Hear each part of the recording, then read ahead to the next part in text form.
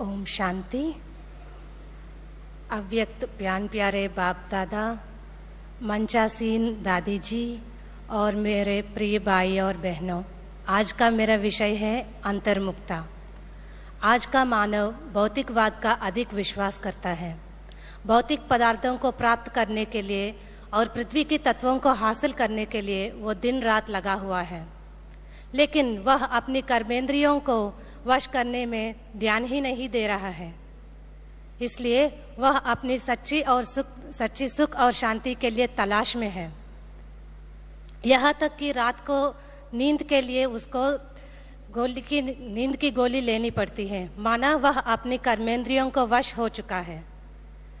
देही को भूलकर देहाभिमान में बना रहता है, अंतर्मुखी ना होके बाह्यमुख में बना रहता है। अंतर्मुक्ता का अर्थ क्या है?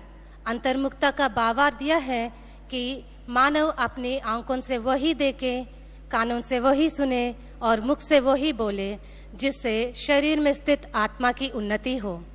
हर कर्म करते हुए भी आत्मा की स्मृति में रहे और हर कर्म करते हुए भी अंतरात्मा में चेकिंग रहे कि यह कर्म के द्वारा कोई विकर्म, संकल्प, विकल्प तो नहीं हो रहा है। अंतर्मुक्ता का भावार्थ यह नहीं है कि भीतर और बाह्य मुख से मौन में बैठ जाए या शून्य में खो जाए। अंतर्मुखी व्यक्ति अवश्य कार्य पर भले बाह्य मुख से बात करता है, लेकिन अवश्य कार्य करने के बाद अंतर्मुखी हो जाता है, माना उसका आत्मचिंतन चलता रहता है।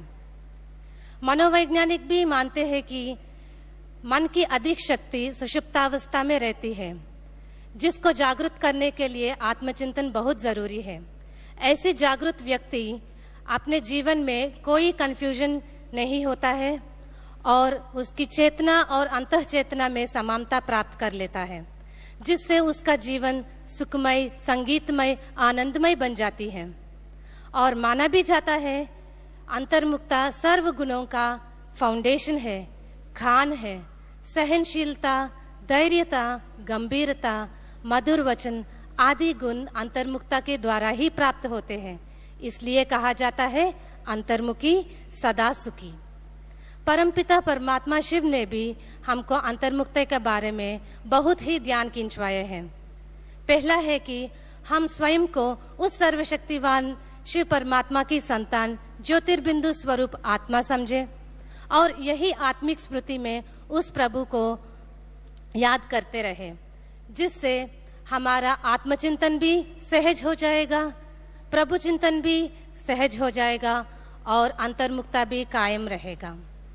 अंत में मैं यही कहना चाहती हूँ कि हम सब अंतर्मुक्ता को अपने जीवन में लाए और अपने जीवन को आनंदमय बनाए।